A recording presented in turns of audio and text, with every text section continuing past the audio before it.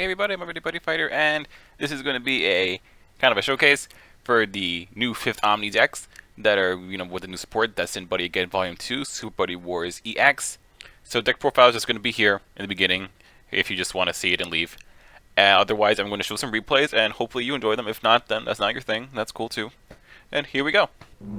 So I'm going to start off with the game against Super Robots.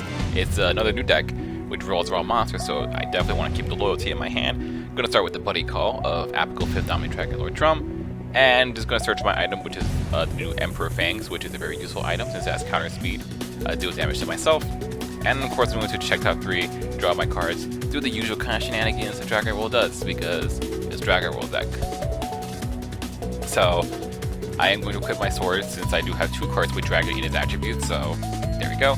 And as you engage with Recover Veil, it gets to use Buddy Grandis to hopefully search for an Armor Dragon. Sadly, the best one I get is an Archite SD, which can revive a size 2. Sadly, I have none in my drop zone, so that was a bit of a blunder by me. But hey, can't really see that far into the future, because why not?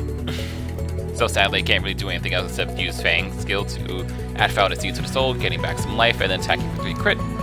Now they're going to go. It seems like they kind of bricked, honestly, which I am going to acknowledge.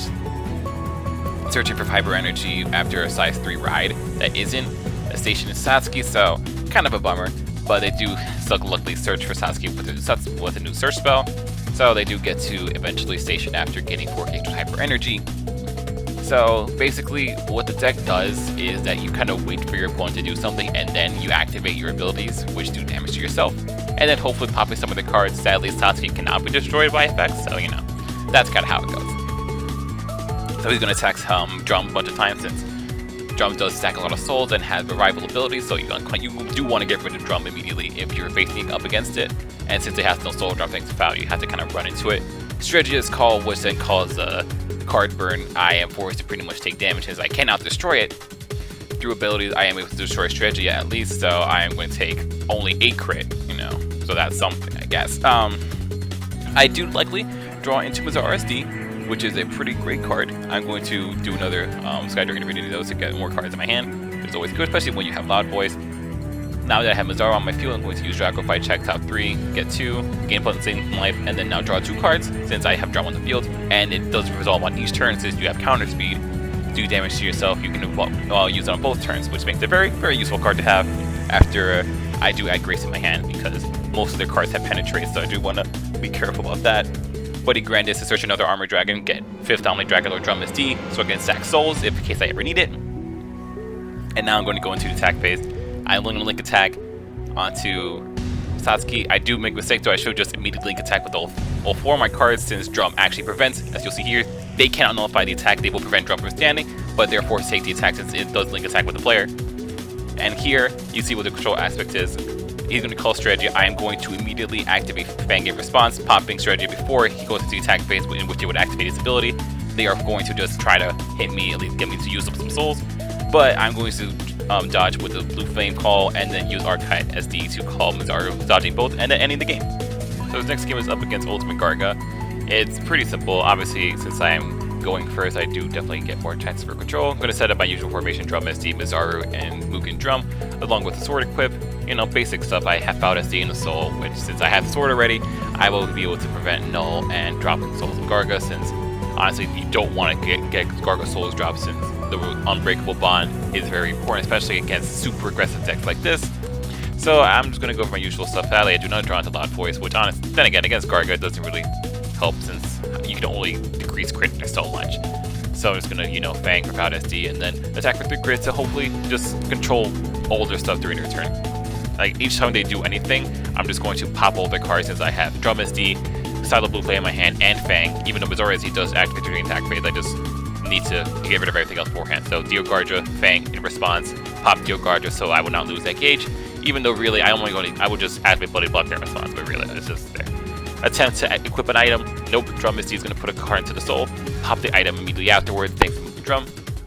Or come up for another Dio Garja. Silent Blue Flame just to pop it again. And now all they really have is 2 cards in their hand, one of which is Ultimate Garga, because of course, why not?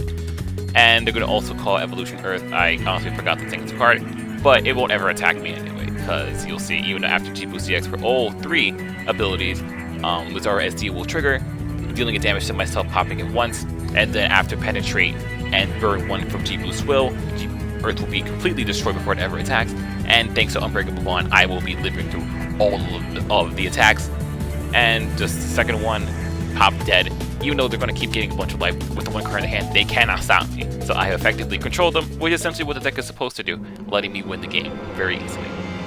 So this last game is up against Super Warriors, and I'm facing Cross, who is a pretty good player, so this is a pretty realistic scenario. He's going to first go first, which is another bad aspect, because control decks do want to go first, but it's how it is. So he's going to Impact Transform into Gemco and, you know, just keep going on with their Einder, gets his 3 gate and 3 draw combined with Blazer Frill, and he's going to Impact Transform with Gemco's ability to go into Max Vantage. Max Vantage gets him more calls by effects, which is always fun after he draws 4 cards and do 2 burn damage. So he's going to search for the card that's pretty much going to really help him a lot after searching for the Frill.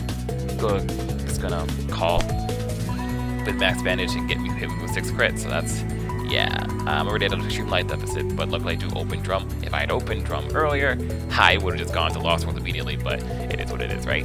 So I'm just going to try to do what I can, even though I have very limited life, which is never good for your Omni. I kind of need life to do anything, and I will try to pop a monster, but he just transforms into Thrower anyway, or at least he calls it with Max Vantage's ability. I mean, I can't really pop any of his cards since Gemco protects all the cards he's transformed into. So yeah, I'm just kind of here trying to do stuff. I'm going to search for Bizarre at the very least, try to get more cards into my hand. Thankfully, Drum does work even if I kill myself, so I will just take damage and deal damage to myself, get back to 1, and just draw 2 cards off from Bizarre SD at the very least. So I'm going to attempt to go into attack phase, but Mukuro does actually have an ability that allows me to complete the rest of my cards, and even if I had Foul SD or Sweet Happy Time, I wouldn't have been able to protect my item from being rested, so I can't use Drum's ability when the Link attack and just do massive damage that way. So I'm just gonna kill Einder because that's all I can really do. I don't really want to risk just boosting Mazaru's stats just to get rid of Mukuro because it won't really help since it is in the center. That is a good thing since that means he can't attack with his items, but of course he knows that, so he's gonna remove it anyway. So I'm just going to do what I can during the attack phase. Just boost Drum stats a little bit so I can use Loud Voice, you know, to hopefully decrease the amount of cards that can just run it over immediately, especially since I know he does have Rampage Sonic in his hand. It is a core monster just wipes out all other monsters by itself, so I do need to decrease its abilities. So after going for Einder, I'm just going to just bang so I can stack more souls. I definitely should have done this later. I will admit I do misplay, but honestly, it really wouldn't matter because I am basically screwed. So after he goes into Rampage Sonic, I am just going to Loud Voice, discarding 4 cards so that his cards have basically no crit and very little power. But it really doesn't matter since he does have a lot of cards that can attack. I definitely should have just discarded Buddy Block anyway. But it is how it is, so he's just going to Drum a bunch of times. Yes, I do remember that Drum does have counterattack, so Black Sonic should have been destroyed, but it really doesn't matter because Einder does destroy with an ability and does trigger burn damage. So he's just going to go with his usual stuff and attempt to just clear up my monsters with Rampage Sonic and attack me for 2 more crit. I will attempt to Buddy Block, but he just played 2 draw extra, so nothing I can really do, and that's really the game. So yeah, 5th Omni is a interesting control deck. Obviously, control decks want to go first, so that is always the scenario you want to go for, but you know, you can't rig that, obviously. I do enjoy that what the deck has. It is very fun, honestly. I do enjoy what the deck can do, and honestly, more SD cards is always a plus for me, so hope you enjoyed it, and I will see you later.